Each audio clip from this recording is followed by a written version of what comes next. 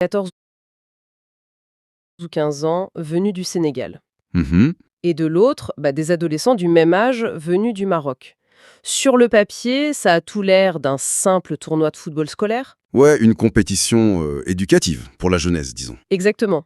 Mais pourtant, quand on regarde sur les réseaux sociaux, l'événement n'est pas du tout décrit comme une petite partie de plaisir dans une cour de récréation. Le vocabulaire employé, en fait, il parle d'une véritable maltraitance. C'est le moins qu'on puisse dire, ouais. Une brutalité presque guerrière. Et ça relie instantanément ces adolescents au poids monumental, à l'héritage écrasant de la Coupe d'Afrique des Nations. C'est fou quand on y pense. Totalement. Et c'est justement la mission de notre décryptage d'aujourd'hui. On va analyser ensemble un texte microscopique, à peine 40 mots, mais qui prouve de manière flagrante que la pression sportive et nationale, elle commence bien avant l'âge adulte. C'est un sujet tellement riche. Je lis la source, pour ceux qui écoutent. Ça ressemble à une publication postée à chaud, juste après le coup de sifflet final. Ça dit « Les U15 du Sénégal, avec l'émoji du drapeau sénégalais, maltraitent les U15 du Maroc, avec l'émoji du drapeau marocain. Ouais. » 4-0 pour les Sénégalais lors de la demi-finale championnat africain de football scolaire. Histoire de Cannes, là, les petits frères ont pris ça bien au sérieux. Et le tout est suivi d'un émoji avec un grand sourire. En fait, c'est un document fascinant. Sous des airs de simple compte-rendu un peu juvénile, on a là une véritable compression sémantique, quoi. Compression sémantique, carrément. Ah oui, complètement.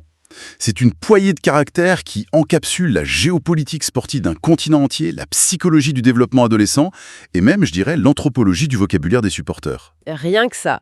Bon, décortiquons cela étape par étape. Voilà.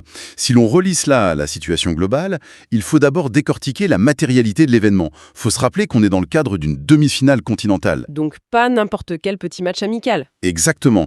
Atteindre le dernier carré d'une compétition, ça signifie qu'il y a plus de hasard, tu vois. Les équipes ont traversé les phases de groupe, elles ont enduré la fatigue, la pression de l'élimination directe. Et on parle quand même du Sénégal et du Maroc, là. Ouais. Deux nations qui possèdent des infrastructures de formation parmi les plus sophistiquées de toute l'Afrique. Et ce choc de titans s'achève pourtant sur un score de 4-0. Et un 4-0, c'est pas juste une petite victoire, c'est un abîme. Une domination absolue. Ouais. Pour donner une image, gagner 4-0 à ce niveau, c'est un peu comme si un élève rendait une copie d'examen absolument parfaite, genre sans aucune rature. Et qui faisait ça devant toute l'école. Mais du coup, j'ai une question pour toi. Le fait que ça se déroule dans le cadre d'un championnat spécifiquement scolaire, est-ce que ça rend pas ce niveau de domination statistique encore plus surprenant que dans le monde pro ? C'est une excellente question, surtout que, généralement, à ce stade d'une compétition, les enjeux paralysent les équipes. Ouais, on a tous vu ces matchs super ennuyeux où personne veut prendre de risques. C'est ça. Les blocs défensifs reculent, on observe une prudence presque mathématique.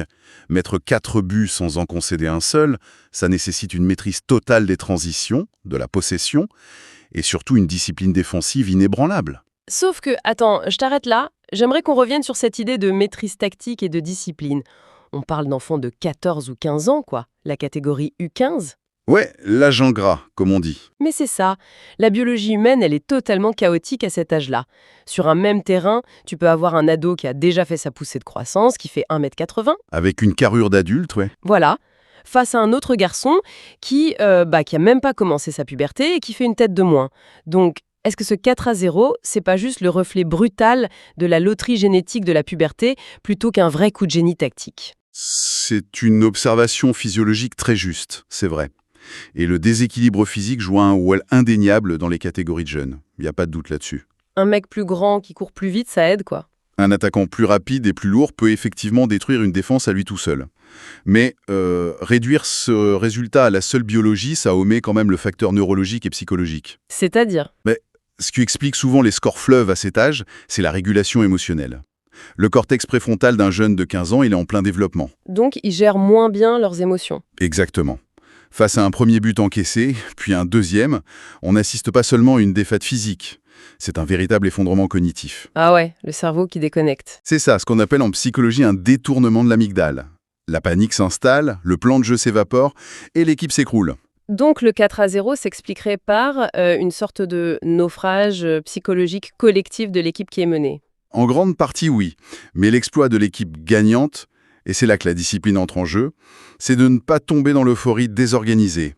Genre, tous courir vers l'avant pour marquer le 5e but? Voilà, maintenir sa concentration pour garder sa cage inviolée, le fameux 0 encaissé, alors que le match est déjà plié à 3-0, ça demande une maturité froide. Et justement, ce contraste entre, d'un côté, la fragilité émotionnelle des gamins de 15 ans, et de l'autre, la rationalité clinique d'un score parfait, ça nous amène directement à l'anomalie du langage utilisé dans la source. Ah, ce fameux vocabulaire. C'est là que ça devient vraiment intéressant. L'auteur du texte, il dit pas le Sénégal a vaincu ou le Sénégal a dominé. Non, il va beaucoup plus loin. Il écrit noir sur blanc, les U15 du Sénégal maltraitent les U15 du Maroc. Maltraite, quoi. C'est un verbe qui relève normalement du code pénal. C'est un mot sombre, oui. Il est chargé d'une connotation de cruauté, d'injustice, d'abus de pouvoir. L'employer pour des enfants dans un tournoi scolaire, c'est presque vertigineux. C'est toute la mécanique de la sociologie du sport qui s'exprime dans ce choix de mots, en fait. L'anthropologie nous enseigne que le sport moderne, surtout le foot, fonctionne comme un substitut ritualisé de la guerre tribale. La guerre tribale, rien que ça. Oui, historiquement, les communautés humaines réglaient leurs conflits territoriaux par la violence physique réelle. Aujourd'hui, le sport offre une catharsis. Il permet à une nation d'exprimer sa supériorité de manière codifiée, pacifique. Sans effusion de sang, quoi. Le terrain remplace le champ de bataille. Et le ballon remplace l'arme, tout à fait. Et le langage, il suit cette même substitution. Puisque l'acte physique est régulé, la violence se déplace dans la sémantique. Donc on utilise des mots extrêmes pour compenser le fait qu'on se tape pas vraiment dessus. C'est un peu comme dans les jeux vidéo ou dans les cours de récréation, non? C'est exactement le même phénomène. L'utilisation du verbe « maltraiter », c'est une hyperbole, une figure de style typique de la passion sportive. On entend souvent les jeunes dire « je les détruis » ou « on les a massacrés » après une simple partie de console. Voilà. Les mots classiques, comme « battre » ou « gagner », ils ont subi un blanchissement sémantique. À force d'être utilisés, ils perdent de leur impact émotionnel. Pour exprimer l'excitation d'une victoire totale, faut aller piocher dans le vocabulaire de la violence réelle. Mais du coup, il n'y a pas un risque que ce vocabulaire très guerrier vienne masquer la nature pédagogique qui devrait primer dans le sport scolaire? C'est un risque, oui, mais il y a un indice visuel dans notre source qui nuance tout ça. Ah, l'emoji. À la toute fin du message, après ce lexique hyper brutal, l'auteur place un visage souriant à pleines dents. Le fameux daim. C'est ça.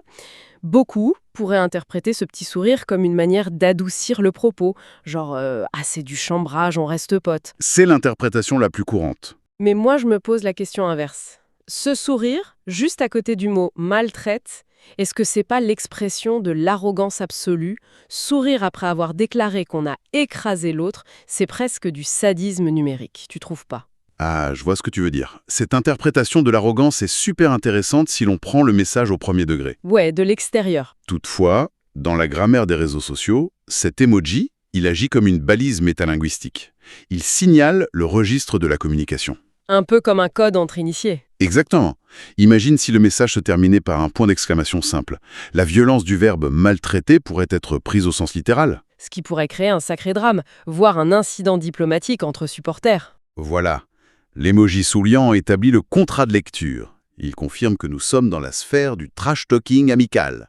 Il rappelle qu'il s'agit d'une rivalité sportive bon enfant et il désamorce la véritable hostilité. Pour ne conserver que la théâtralité du sport. Et cette théâtralité, d'ailleurs, elle éclate au grand jour dans la seconde partie du texte. La fameuse conclusion. C'est peut-être la partie la plus révélatrice. Le texte justifie cette victoire en disant « Histoire de Cannes, les petits frères ont fait ça bien au sérieux ». Et c'est là, ce qui est fascinant ici, c'est que l'analyse prend une dimension culturelle massive. La CAN, la Coupe d'Afrique des Nations, c'est pas juste un tournoi de foot. C'est monumental. C'est l'épicentre de la ferveur populaire du continent. Des nations entières s'arrêtent de tourner pendant un mois, des chefs d'État sont dans les tribunes, le Sénégal et le Maroc y ont forgé des légendes, nourri des rivalités. Donc en disant « Histoire de Cannes », là, on invoque tout ce passé ultra lourd d'un seul coup. Tout à fait. L'auteur connecte directement un tournoi scolaire à la grande histoire du football africain.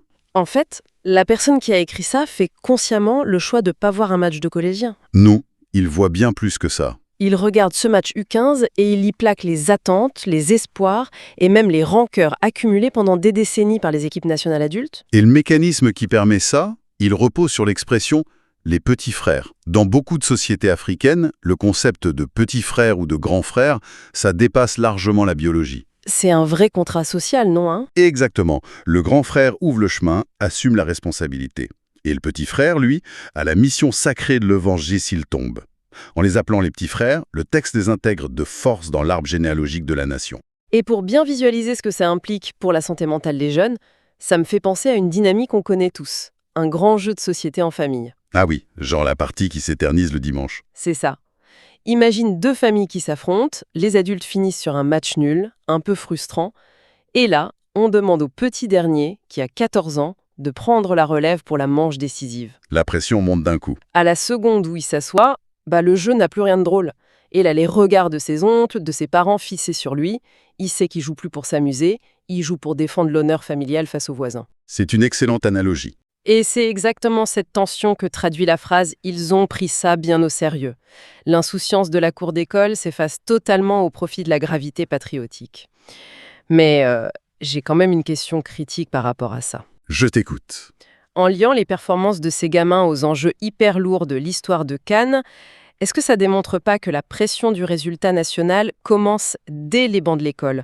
C'est un fardeau démesuré pour des jeunes, non? Ah mais l'hyper-professionnalisation des mentalités dès le plus jeune âge, c'est le revers sombre du sport contemporain. La psychologie du sport alerte là-dessus depuis des années. Surtout sur la perte d'identité individuelle, j'imagine. Exactement. À 15 ans, la